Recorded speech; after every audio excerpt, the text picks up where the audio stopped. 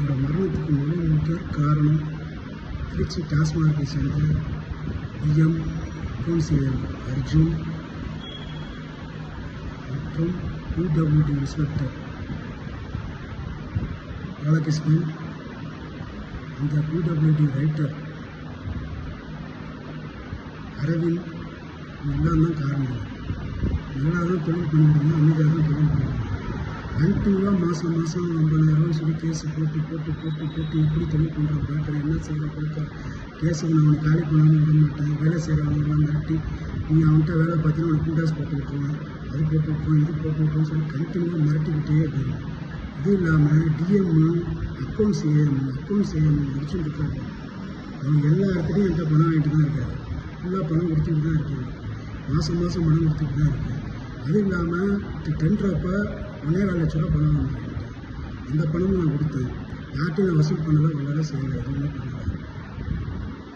ஆனால் வேணுக்குன்னு என்னோட கடைகளை மட்டும் 6 கடைகளை மட்டும் டிடி கொடுக்கல, க்ளோசிங் ஆர்டர் போட்டு நான் தடுத்தரவு ஒன்று நிப்பாட்டிடுவேன், பிடிச்சா நீ பண்ணிக்கோ செஞ்சுக்கோ அப்படின்னு சொல்லி மிரட்டினாங்க. ஆஃபீஸ் பண்ணாங்க, பேசினாங்க, டிஎம்மும் பேசினாங்க, ஏஎம்மும் பேசினாங்க. நான் என்ன சொல்கிறேன், என்ன நீ நடவடிக்கை எடுங்க, நான் வேணான்னு சொல்கிறேன். எத்தனை இல்லீகல் பார் ஓடுது, எத்தனை இல்லீகல் பாரில் நீங்கள் காசு வாங்குறீங்க.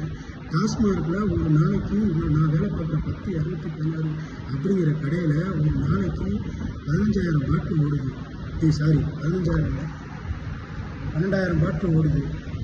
இது 2,000 பாட்டில் கோட்டு ஓடுது. அது 17,000 ரூபா எக்ஸஸ்ஸு. அது இல்லாமல் பீரு ஆஃப் எல்லாம் சேர்த்திங்கன்னா 22 ரூபா 23,000 ரூபா எக்ஸஸ் வருது. இந்த எல்லா எக்ஸஸையும் அவர் தான் வச்சுக்கிட்டு இருக்காரு. எக்ஸஸ் ஒவ்வொரு கடைக்கும் கணக்கு பண்ணி மாதம் கிட்டத்தட்ட ஒரு 15 லட்ச ரூபாய்க்கு 20 லட்ச ரூபா வந்துருக்கு.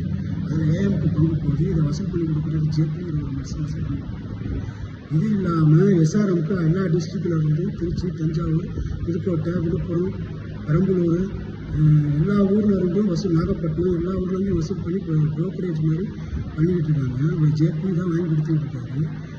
இந்த கடைகள்லேருந்து இவ்வளோ வசூலாகுது. இவ்வளவும் காசை வச்சுட்டு இல்லீகல் பார் மூலியமாக டாஸ்மார்க்கு நஷ்டத்தை ஏற்படுத்துறது அவங்களா நாங்களா?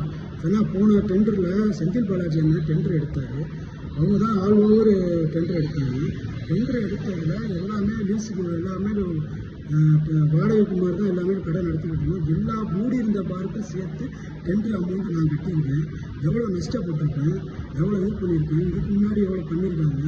இவங்களெல்லாம் சம்பாரிச்சிருப்பாரு. இதுக்கு முன்னாடி ஒரு 15-20 நாளுக்கு முன்னாடி டாஸ்மாக் கூடலாம் 150 கேஸு சரக்கே காணும். அந்த சரக்குக்கு உண்டான பணத்தை டிஎம் 3 லட்ச ரூபா போட்டு கட்டியிருக்காரு. மற்ற அதிகாரிகள் எல்லாமே சேர்த்து போட்டு 12 லட்ச ரூபா போட்டு 15 லட்ச ரூபா பணம் கட்டியிருக்காங்க. இவங்க பண்ணுறதெல்லாம் நியாயமா? இவங்க பண்ணுறதெல்லாம் இல்லை.